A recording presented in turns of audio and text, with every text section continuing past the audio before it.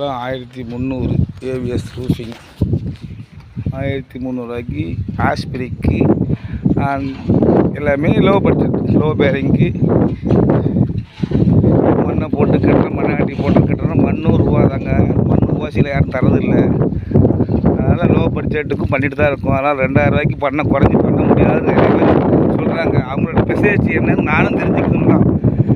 நம்ம பெரிய படிப்பெலாம் படிக்கலை, பட் பெரிய பெரிய ஆளுங்க கூட வேலை செஞ்சுருக்கேன், அவங்களோட கற்றுருக்கேன், அவங்க சொல்கிறத ஃபாலோ பண்ணியிருக்கிறேன்.